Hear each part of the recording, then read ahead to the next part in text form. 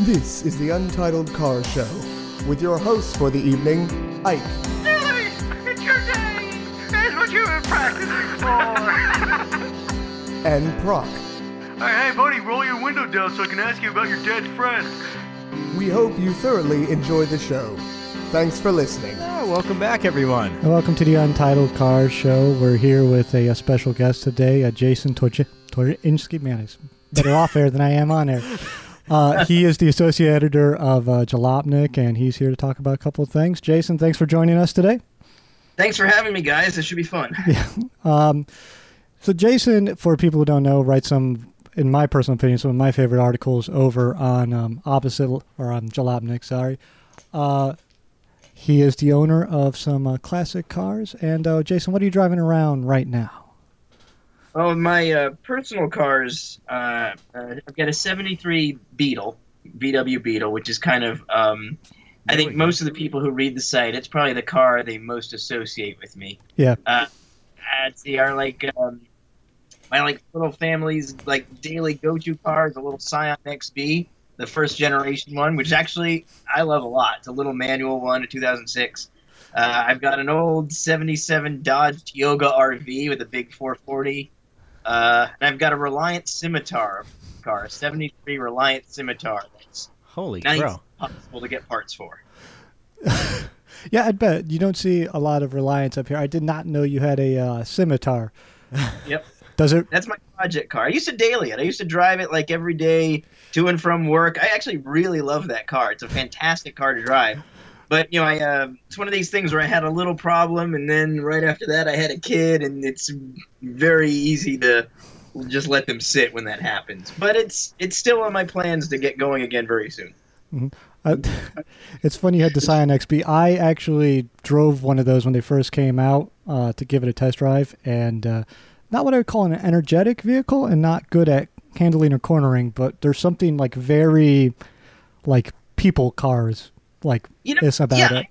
It's very much in the vein of, in some ways I feel like it's as close to a modern Beetle or 2CV or just a general purpose just car, just a people's car. It's cheap, it's incredibly flexible. I actually even had Tiff Needell, the host of Fifth Gear and the race driver. Yeah. I was doing a thing over at Willow Springs outside of LA at a track, and I had him whip it around the track a few times at Horse Creek Mile off of at the Willow Creek track, and it was hilarious. It was so much fun. I mean, it wasn't good technically, no, but I it was bet not. And he had a good time driving it, and the little traction control was beeping like crazy, and it was leaning like crazy, but it was fun. Anything's fun at the limit, and that one, the limits are very attainable. Yeah, 16-year-old taking it out, making a left-hand turn. I reached its limit at 25 miles per hour, so I can't imagine around Willow Springs. Yeah, but it didn't flip. It didn't flip. He didn't roll it. It held its own in its own goofy way. That's somewhat of a miracle in my mind. So, that's what you're driving now. What's your car history? What's your first car you ever owned? I've always been a Beetle guy. I loved it. So my very first car that I bought it when I was 15, before I could even drive, was a 68 Beetle, 68 VW Beetle. It was that Wrigley's Gum beige color. And no one in my family actually knew how to drive stick at the time, so I had to get a friend of my dad's to drive it back because I was only 15. Mm-hmm. I paid $600 for it. I loved that car. Of course, like every first car, it got wrecked. Actually, that one got wrecked. That one actually wasn't my fault. Someone didn't yield for a turn, and that one got head-on. I was head-on. They hit me, and I pulled the engine out of that and had it sitting in a shed. And then I got a 71 Beetle, which is the car I drove throughout high school. And that one I actually flew in a wreck. 84 feet is where the cops measured from where the car stopped, where the skid marks quit and where the car ended up. So that got totaled. It got pulled again. And then that engine went into the Beetle I'm driving now, which I've had since I was 18. So that little 73 I've had for most of my life. That's crazy. So the engine from the first car has made it all the way to the current car. Not anymore. That engine was actually stolen. Oh. That engine rebuilt at least once, and then it was actually stolen when my car was stolen about 2 years ago, Yeah, which is a whole other. Yeah, that's a crazy story because that's the car that your Jalopnik community got together and found, basically. Exactly. Yeah, that was really that. Anybody who doubts the power of The internet. the internet, this was an incredible experience, and it was really. Now, should I talk about it now? Do we want to talk about it Yeah, while we we're can go here? into that now. Yeah. So All right. So, yeah. So I had this Beetle. It's bright yellow. It's got it's got stripes in the hood. I had like a roof rack, and this car is a car I had identified with in an extremely strong way. This was I'd always wanted a Beetle. This was as much a part of me as any car could possibly be. I'm 40. Oh shit! I'm 44 now, so I'm an old man, and I've had that car since I was 18. So that car had been with me through all kinds of things, through college, through a move all the way across the country to L.A. It's outlasted most of my girlfriends. It's, it's everything. That car and I had been through all kinds of crazy shit, like really crazy shit. And, there was a huge bond. So anyway, I get out one morning in front of my house in the Los Feliz area of L.A. I go out, sometimes I'd park in the driveway, sometimes I'd park in the street because I had this one-lane driveway, and then the car was gone. And you do that kind of double take where you just kind of sit there, sitting at this void as your brain is trying to process just what the hell am I not looking at. Where did my car go? Yeah. Where did I park it? You stand there, holding your keys like a drooling simpleton for a few minutes, just kind of staring at this patch of pavement. Mm-hmm. And I realized it was gone.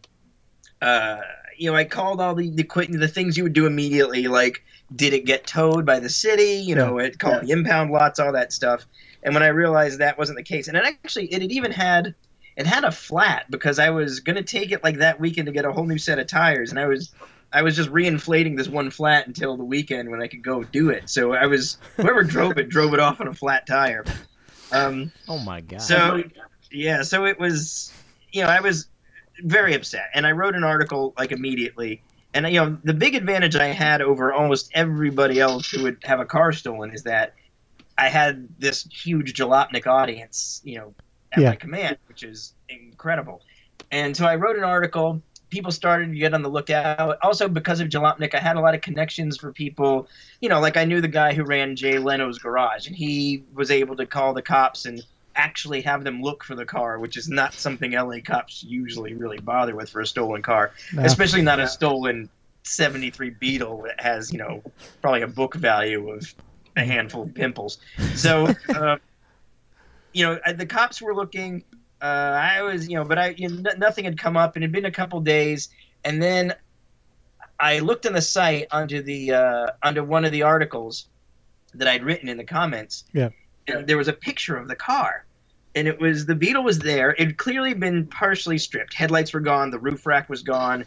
I could tell by the way it was sitting that the engine was probably out of it. It was beaten around. It had been pushed around by the cars. But the worst part was I couldn't tell where it was because this photo had no street signs or no identifying anything. You could tell by the general look it was most likely somewhere East LA.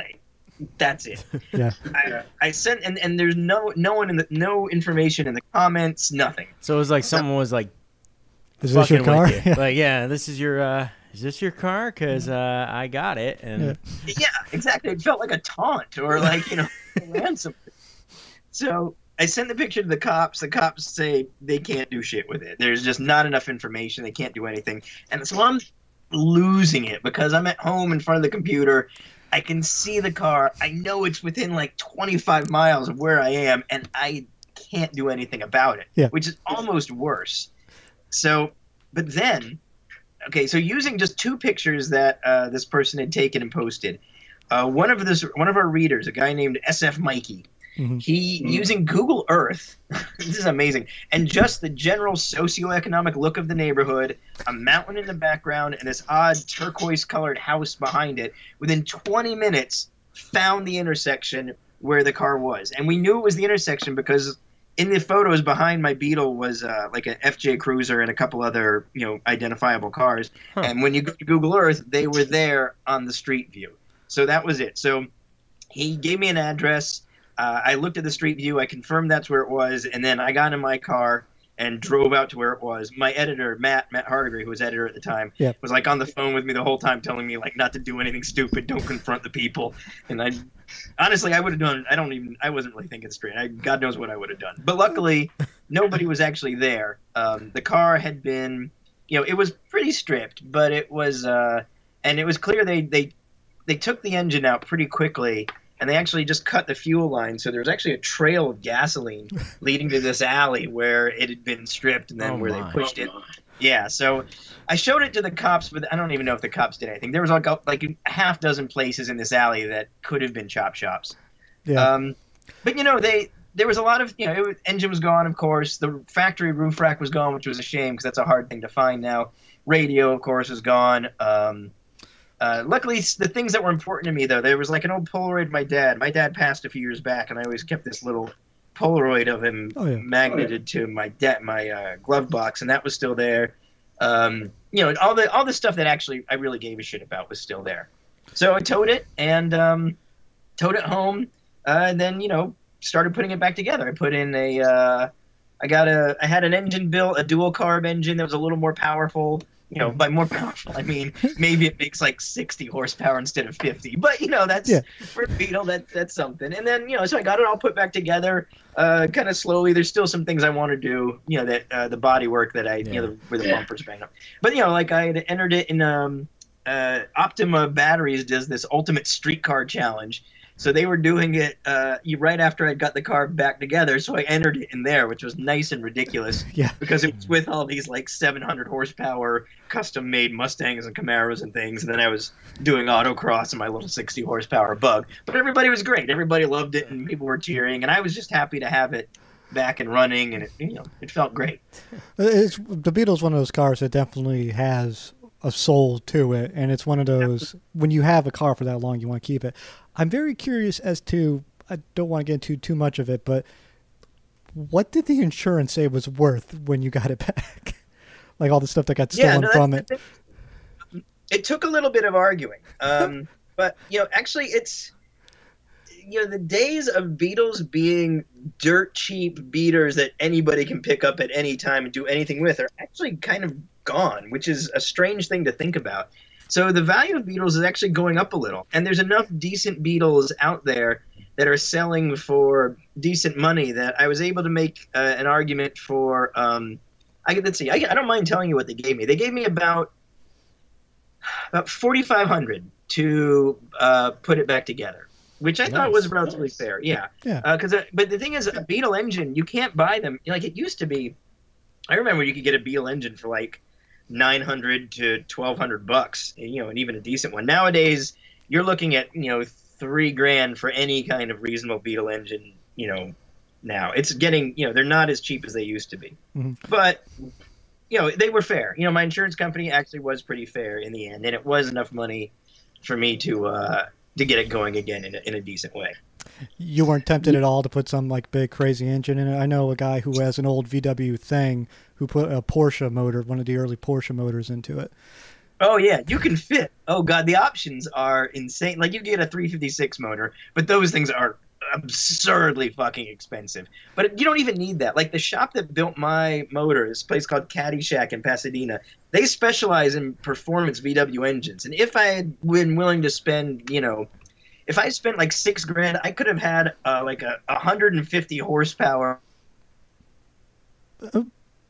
Beetle engine, which I don't know if you've ever been in like a 16 to 1,700 pound car with that kind of power. They took me for a ride in the one they take the drag race. It's fucking terrifying. I mean, this thing, power to rate on it is way more than you would expect, or way better. And it's still, this is still a 1930s design. This is still a primitive car. So tearing ass in speeds like that in a Beetle, it can be done, and they certainly do it. And there are people who are good at it, but it's I'd be dead by now. If I had done that, I'd be dead by now. So I went for just kind of, and I wanted something I could use on a daily basis, take my kid in, all this stuff. So I wanted a little bit of a horsepower bump, but still something that was manageable. And I didn't want to spend that much more money. But yeah, it was tempting. Yeah, and people get all kinds of crazy ideas. Those are like Lotus, like horsepower to weight ratios, and you have a car designed before Hitler was in power. So, yeah, not ideal. And some of these guys still run swing axles, which is insane. Yeah, crazy. Yeah. So, changing gears a little bit then. So, what is the craziest car you've ever been in or ever drove then? Oh, well, you know, actually, we're starting some video stuff. Yeah. And we've got a new series coming up called Jason Drives, where basically I just drive weird shit. And Awesome. so I've been driving a bunch of good, crazy stuff. The Lane Motor Museum out in Tennessee has been extremely nice to me, and they've helped me out with a lot of interesting stuff. So I don't want to give away too much, but I believe I may have found the worst car in the world, and this is coming from me. I'm not someone who normally thinks worst cars are that bad. Like, I would drive a Yugo and not feel too terrible about it. Right. This is genuinely an amazing collection of awful ideas, carefully put together. That's what makes it's not like it's just crap, because that wouldn't be worse. That's just crap. No one gives a shit. Mm-hmm. But worst has to be this delicate balance of a really bad idea, really carefully executed. And I think I found the car. And I'm not going to say too much more about that because I want the video to come out, but it's staggeringly bad. So But a couple other which things episode should we look for? I think that'll be the inaugural episode because it's All too right. good. No, really, that'll be the first one. You'll know. It'll be clear. It's already been an image of it has been in the little teaser trailer that Jalopnik put out, so you can see it. But during that same trip, I also drove a propeller-driven car called the Helicron, which was insane. It was it's like a 30s-ish era car, and they're using a Citroen motor on it. I don't remember what it had originally, but it's basically like a plane without wings. It's got a big-ass propeller in the front. So what makes this weird is all of the inputs you're used to when it comes to driving fast or slow are reversed. So, for example, to get this thing like going up a hill, because it's not driving any wheels, you've got to cram the throttle all the way forward so the propeller is spinning really fast. Yeah. So it's loud and you got wind blowing on you and you're doing like 5 miles an hour up a hill. And then when you get to the crest of the hill and you're going on the straightaway, you throttle back. So when you're doing like 40, everything's calm. Like, you know, the propeller's not really working that hard. So all the inputs you have as to what fast means and feels like completely reversed. So that thing, and it was rear wheel steering, which is also crazy. Is that thing there's street that. legal? I think, you know, as long as you don't push the legality, you know, until it's street legal, probably until a kid gets sucked into the prop and mulched. Yeah, then probably look at it. Yeah, I was going to say, you have a giant spinning blade of death on the front of it. I wonder why the thing didn't ever take off. Yeah, I think it's street legal enough, but not very street legal. I drove the Buckminster Fuller Demaxian replica, which is like it looks kind of like if you took an Airstream trailer and made it its own car, 3 wheels, rear engine, front drive, which is weird, 1 rear wheel that steers. You know, it's like about twice as long as a regular car. It's terrifying. I drove that. I saw that. Wasn't that at the Concourse de Elegance? Man, I can't. It probably was. It looks like a grounded Zeppelin kind of. You can't miss it. It's just this big, teardroppy, streamliney, ridiculous cylinder. It's that was bizarre. So that was strange. Yeah. Drove a Peel Trident. Those really tiny little cars. You know them. You like wear them like a big suit. Yeah, that was the convertible. The Trident's the convertible one, or the non-hardtop? It was like the sporty one, like where the famous Top Gear, he drove a Peel P50. This is the sporty one, so it's 2-seater, and there's like a bubble dome over you. The biggest thing about that one is it's more of like a mobile asphyxiation chamber than it is an actual car, because you got 2-stroke exhaust leaking into this dome, and this tiny little vent in the side that you just kind of end up putting your nose by and breathing so you don't pass out while you're driving. That was fun too. Was it hot when you drove that? Because I imagine it was like a greenhouse inside of it. It was pretty hot, and it got pretty hot in there too. Yeah, but luckily, you know, you didn't notice because you were too busy being asphyxiated. Yeah. So it's a built-in feature. Like, well, you're going to burn to death, but you're not going to feel it because you're going to be covered in monoxide poisoning. Because you're going to be almost hallucinating anyway. Yeah. Great. Can't kill anyone in it either because it's too tiny to do that. Yeah. Those are all pretty. Those may be the craziest things I've driven recently. But you know, the whole thing I love about my job is that it gives me the opportunity to drive crazy things, and any chance I can get, I will do it. So I went on a Land Rover trip to Iceland, and I arranged to drive a Lada Niva because I've always wanted to drive one, and I loved that thing. That thing was fantastic. It's like a shittier Rabbit with 4-wheel drive, and it was great. And I got to drive that all over Iceland.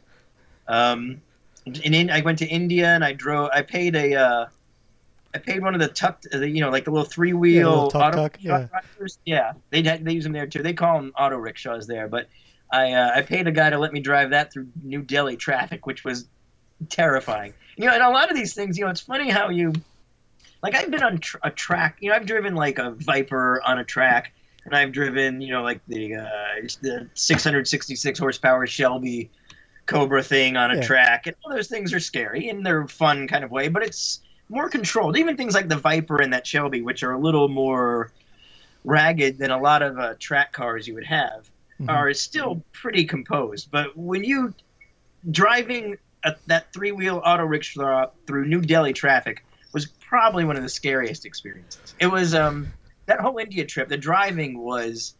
It's like nothing. There are no rules. I have no idea why everyone's not dead, because there's no rules. People drive into oncoming traffic because the road's smoother. Yeah. There's like this kind of battle of wills when it gets dark to see who's going to put the headlights on first. And of course, there's cattle and cows out in the roads. It was insane. But that was nice and bonkers too. Please, I'm assuming your wife wasn't with you when you did this.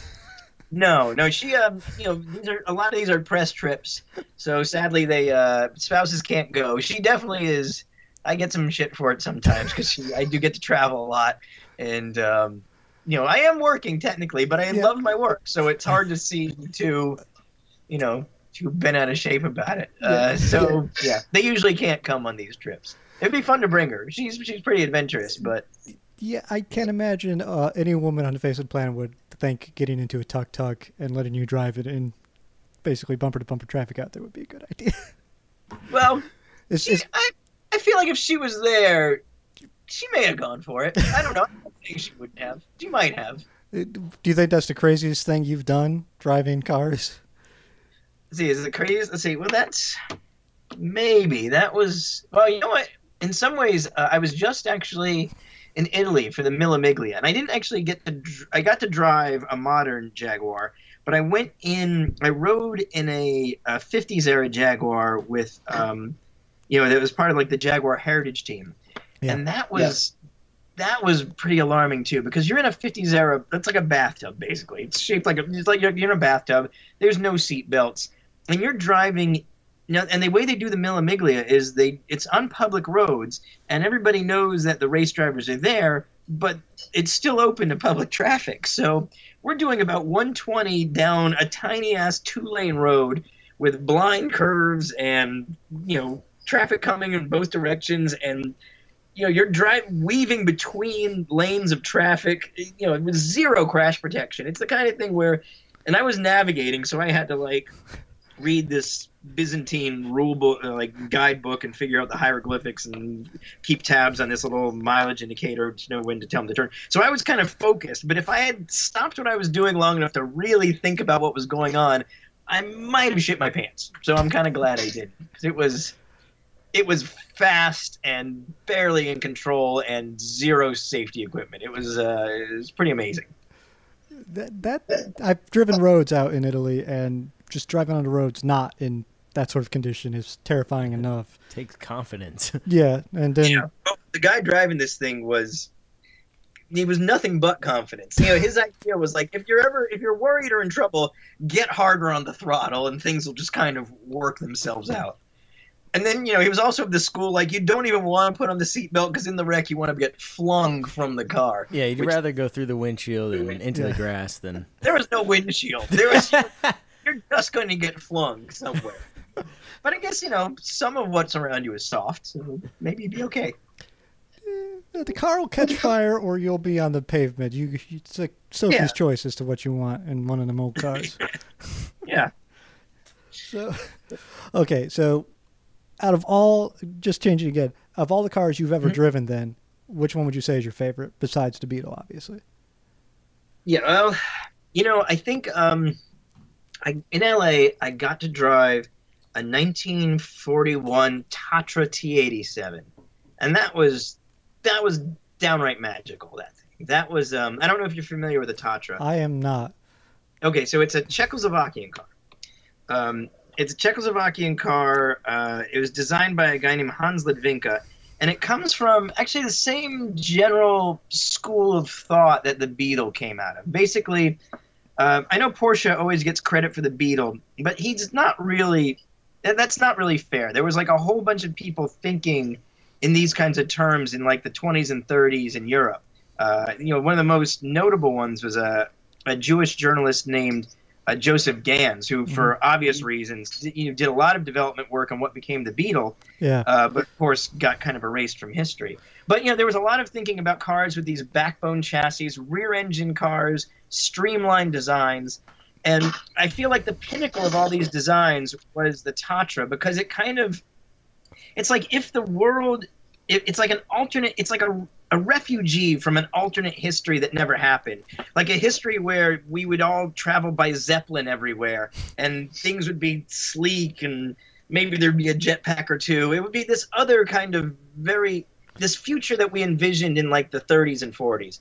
So it's this long, sleek car, rear-mounted, air-cooled V8, a central fin, like a long shark fin that goes down the back, 3 headlights. The center one is steerable. Very advanced for its time. It was like a supercar of like the 30s and 40s.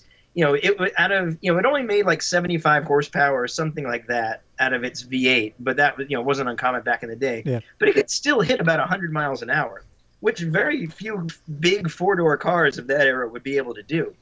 And it's comfortable and it's elegant in this way that almost nothing else really is anymore. I mean, it's just so striking, and it just looks like something that shouldn't exist in our world anymore in a beautiful way. So I got to drive that, and that was really fantastic, because I'd always read about these cars, and they always seemed so unattainable. And then to find that there was someone in LA who had multiple ones, and one of them that was this beautiful black one was, really sublime. So that's probably my favorite car that I've ever actually. Yeah, I'm looking at it right now. It looks like an alien spaceship and mixed with something that like 007 would drive.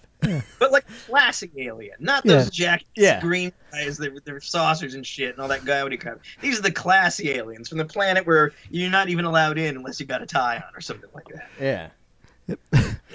It's an amazing vehicle.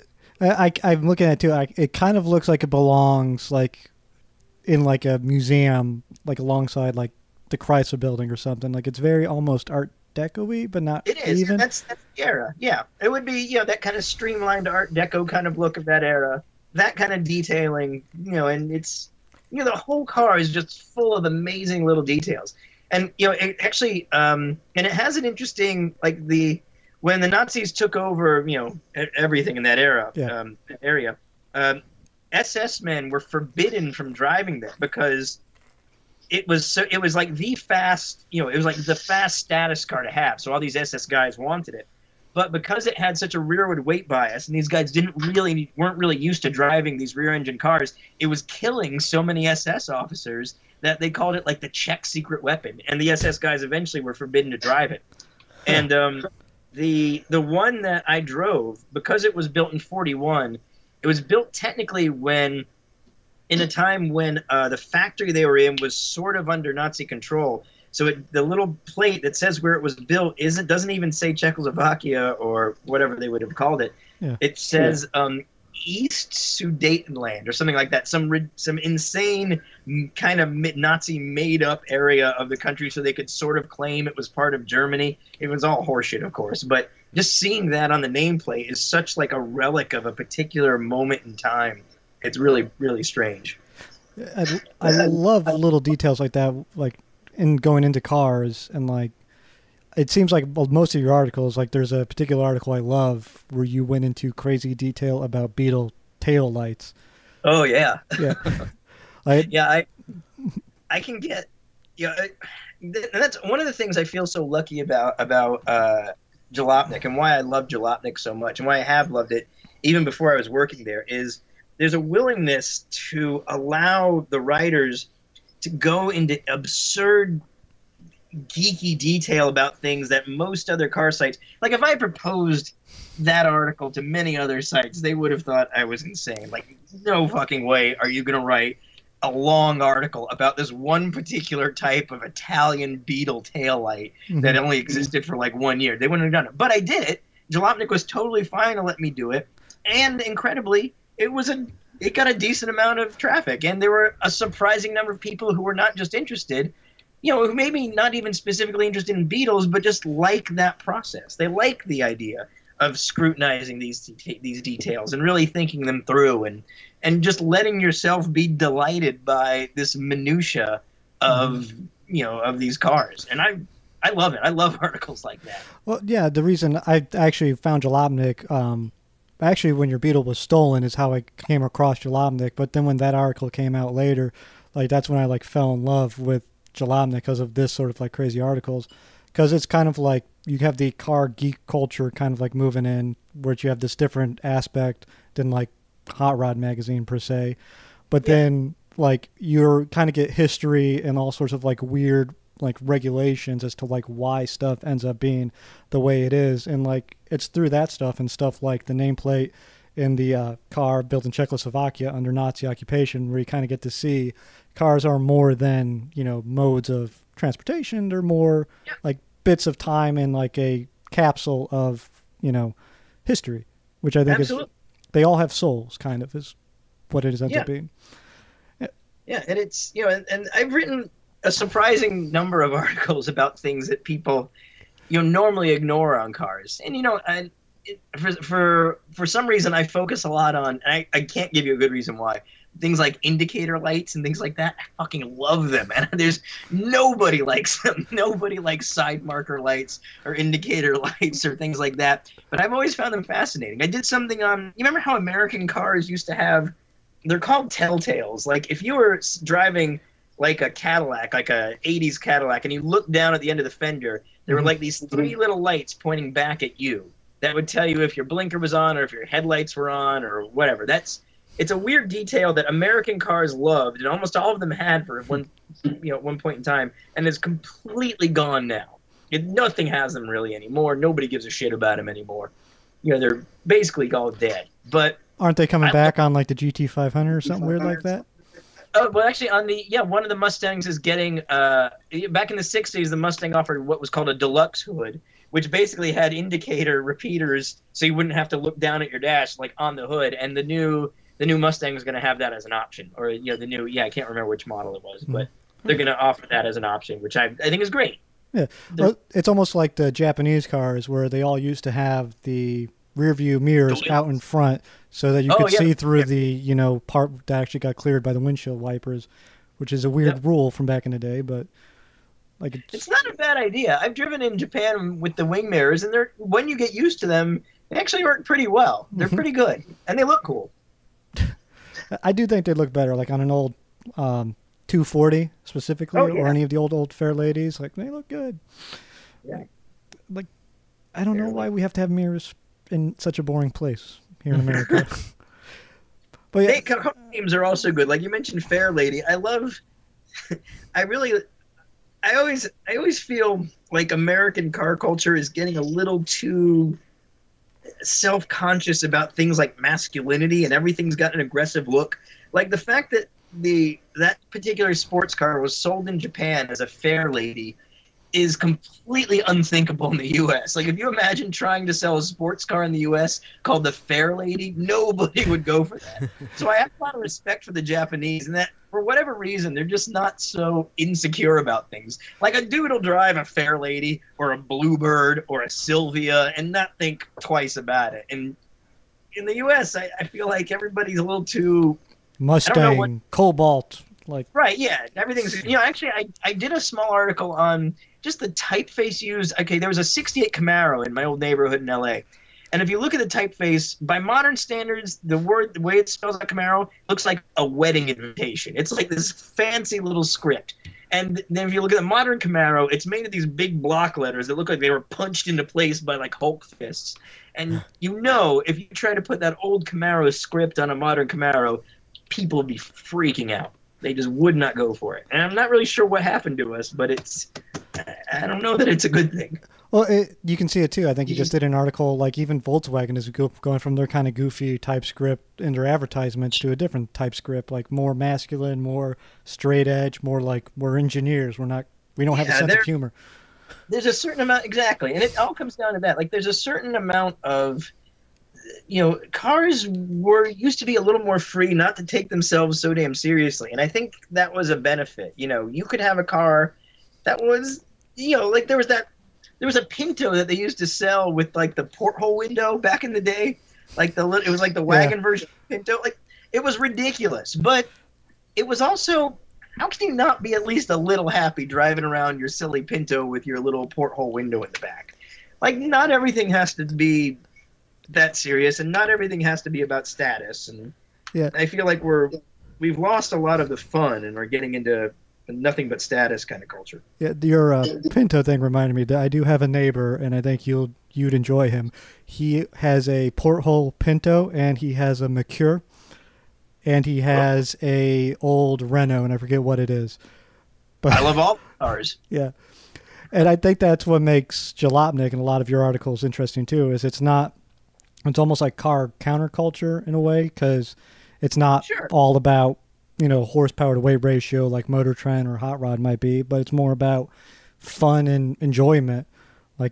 We want to be, we love going fast. We love good horsepower. We love we love muscle cars. But the thing is, I think it's important that we will always welcome anybody who likes any kind of car, no matter what, because it's all interesting. And a real gearhead, like I can be interested hearing hot rod guys talk about, the most straightforward, T-bucket hot rod, as well as hearing a steam car guy talk about an 1845 Roper steam car. And the thing is, it's all interesting. They're all still cars, and they've all got a place. And the idea of the rivalries, the old school Ford Chevy rivalry, or all this stuff where people will have nothing to do with like an import tuner car or whatever, that's all horseshit. It's a car, and they're all fascinating in their way, and everybody's doing something worth looking at on some level.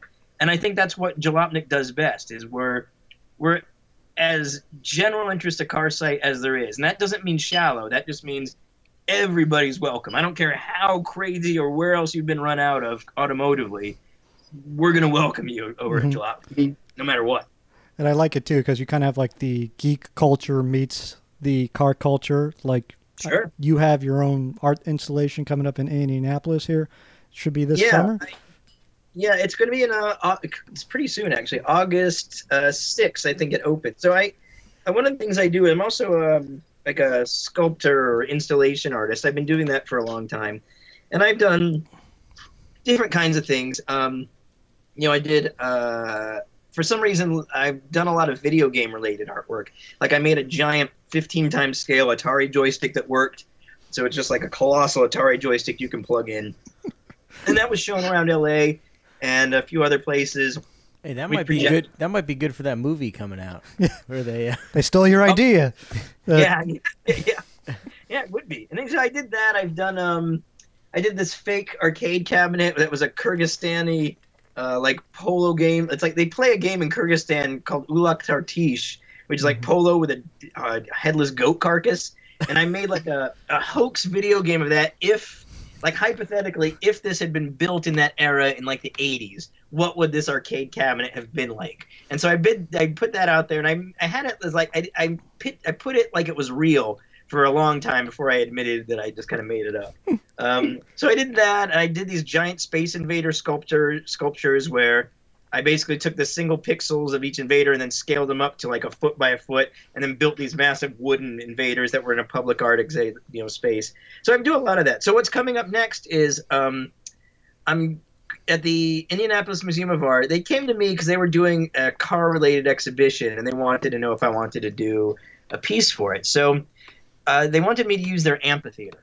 So in the amphitheater, I decided, let's project pole position, like an 80s era pole position from, I'm using an old Atari 400 computer, which does a decent pole position, onto this huge screen. And then I'm getting a real car, and I'm going to wire up the steering wheel and the pedals and the shifter. So to play pole position, you're actually going to sit in a real car and you're going to move the steering wheel. And then we're going to kind of make the real car look sort of pixelated as well. And I'm very excited about the car we got because we found an old a Lancia, like a non-running Lancia to use for this thing. It's a Lancia Zagato.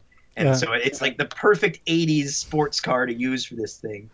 And, I'm right now, I'm working with a fabrication company out there to get it kind of pixely looking. And I did a test run of the wiring up equipment in my Beetle where I could actually use my Beetle steering wheel to play pole position.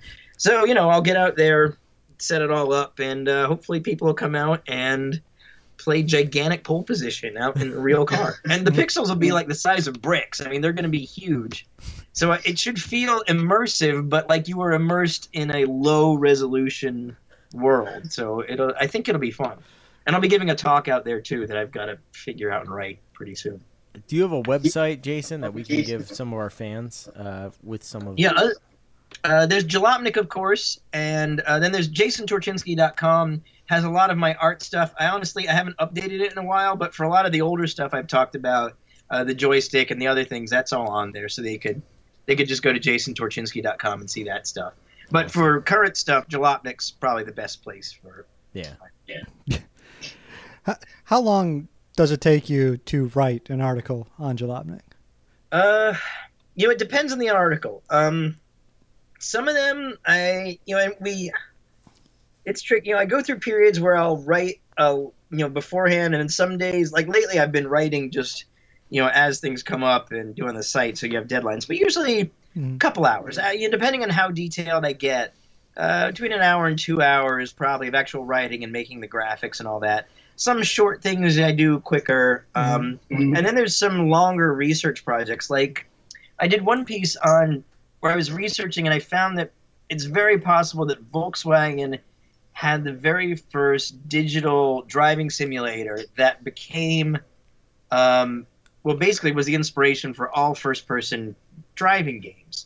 And VW's own records department had no record of any of this. So I had to do a lot of digging, and I had to go through, like, my friend who was a librarian to get me these obscure German technical documents and periodicals from the 70s. And, that one, I was probably researching that one off and on over the course of a whole year.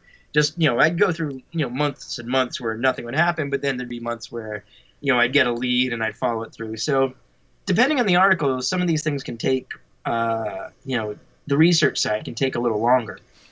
But that's a little, usually it's just, it's a couple hours between, like, I'd say 2 to 4 hours for a decent sized feature, a little less for a small article. And then sometimes I'll do a chart or a lot of graphics, and those take a little bit longer. Those I'll probably kill most of the day doing. I'm trying to get. I had a thought and I just totally lost it. This is why I can't drink beer when I'm doing this. That's all right. No.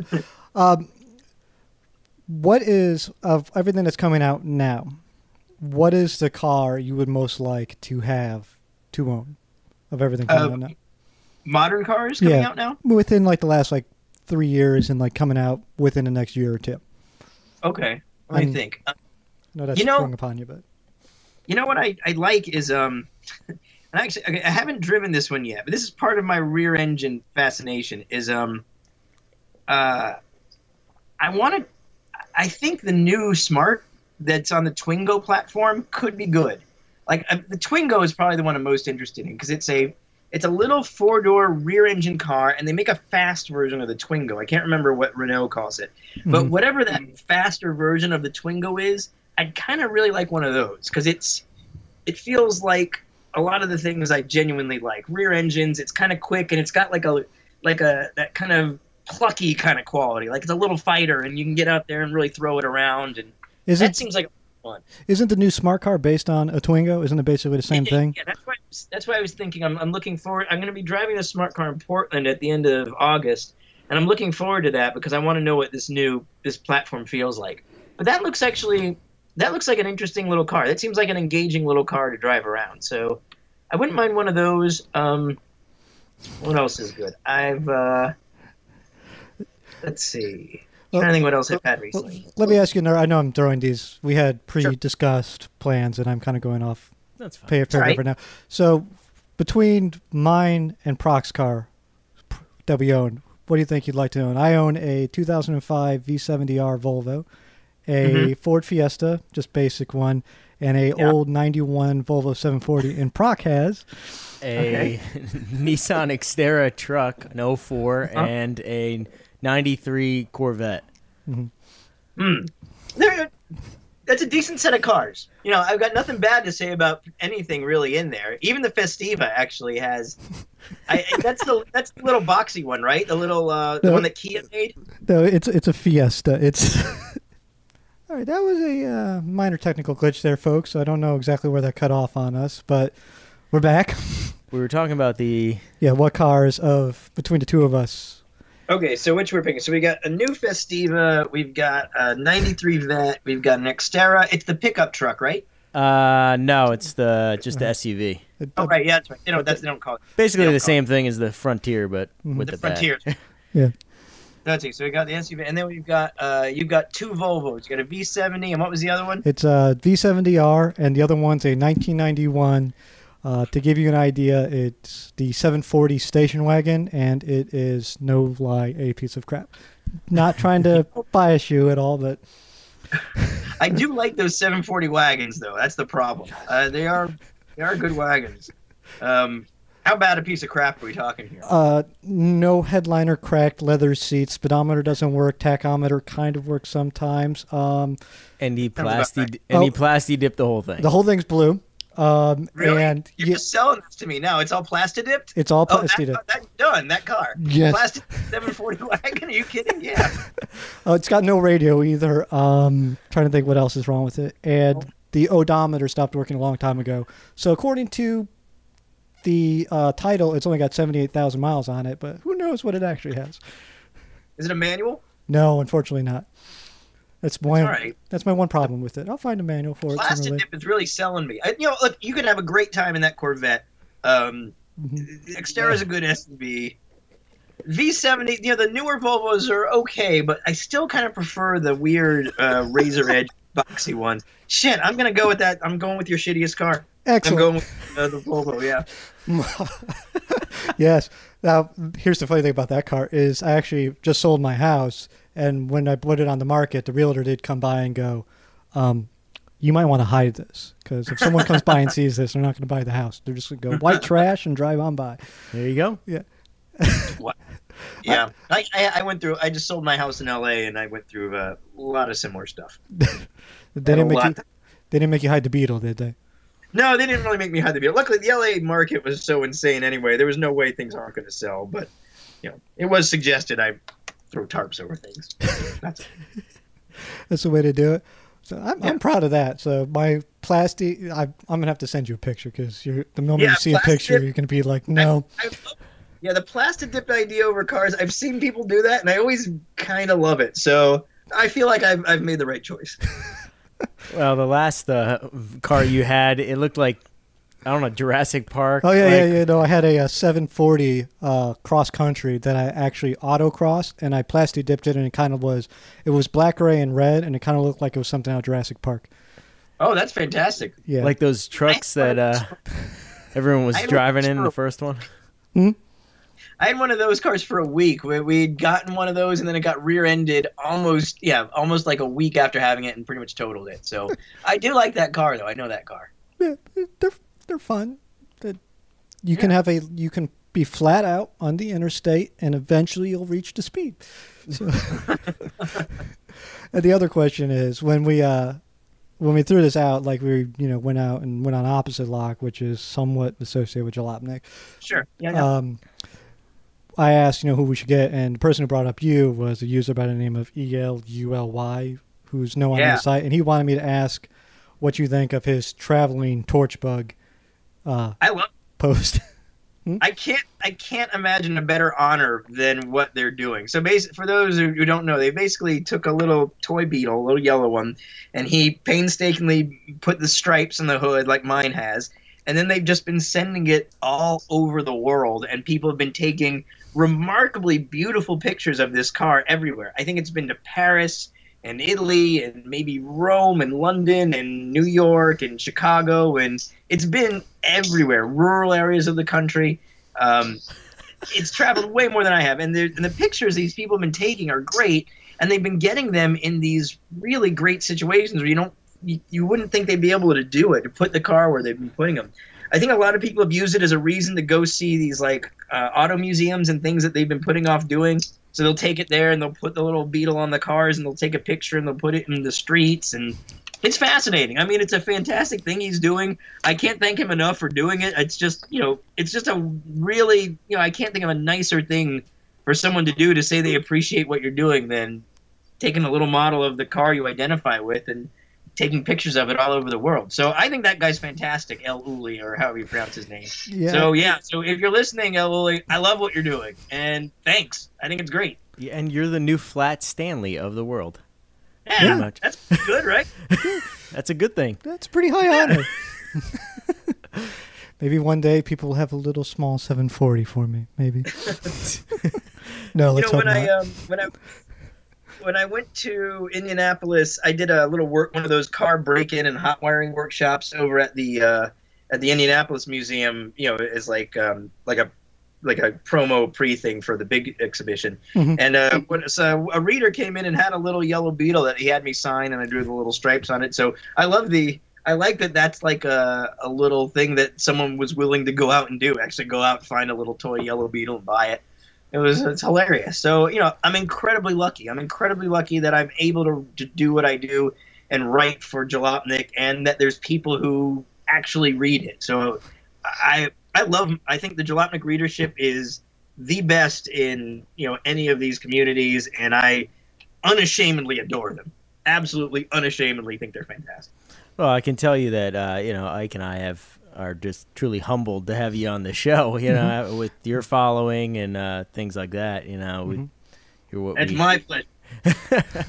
Well, thank you. Yeah, again, it's because of your articles I found the site and made it onto the site. So, as a member of the community, we really enjoy reading your stuff, and thanks for being with us.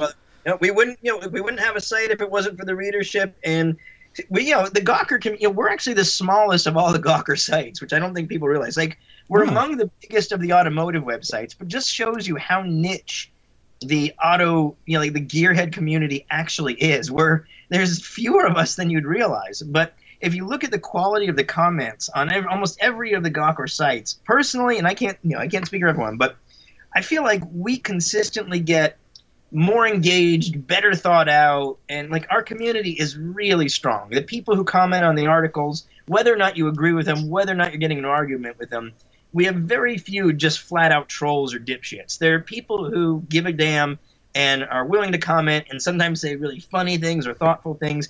On the whole, I couldn't be happier with the commenters and the community we have. And on the internet, that's saying a lot. If you ever read YouTube comments or Facebook comments, oh yeah, the absolute depths to which it can actually sink. The good news is we don't. Yeah, that's one of the things that draws me to the community is I have yet to see an article or a reply even that's anywhere near offensive to me, at least. No. It doesn't really happen, and that on the internet is a genuinely amazing thing. Yeah, it might be the only place. It's like a little safe refuge for all the car guys to come and kind of not be dickheads with each other. It's a beautiful dream of not being dickheads. Mm-hmm. and I think on that note, I think we have our title for the episode, and I think we... Yeah. All right. Thank you so much for coming on today, Jason. We really do appreciate it. All right, Thank you guys very much, and I look forward to seeing what people think. Yeah. You can tell everyone else from Jalopnik they're allowed on, too.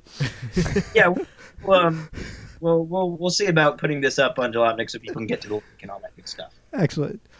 Thanks again. Thank you so much. Have a great night. You do the same. Thank you so much. Thank you, Bye-bye. Jason. Bye-bye. Bye. Thanks. Well, that was Jason Torchinsky.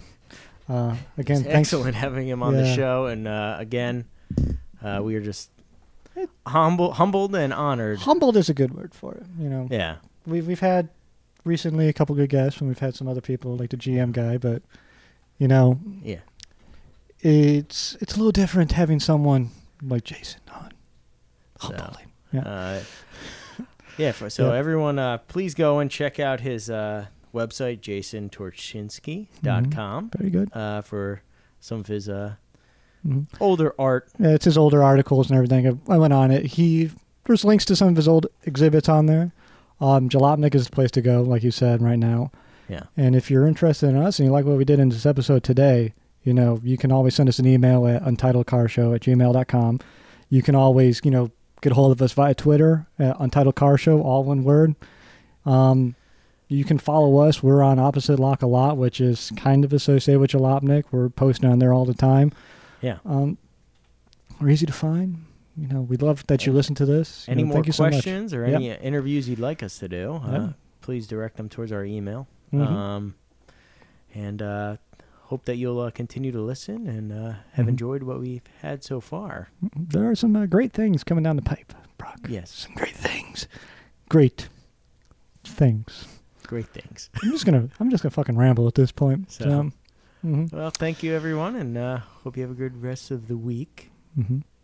And the rest of your life. Tell a friend. Tell a friend. That helps a lot. That does help a lot. Yes. Rate us on iTunes. That helps out a lot. And whatever you comment, whatever you write, we will read. That is true. Even if you call us a douchebag. Well, we've gotten a lot of people rating us, but we haven't had really anyone leave a comment.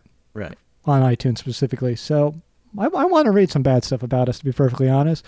Yes, if you hate us, just let us know. If you like us, but you want to send us bad things to read on air, then we'd appreciate that. Yeah, that's fine. All right. Well, thank you, everyone. Thanks. See you later. Mm-hmm.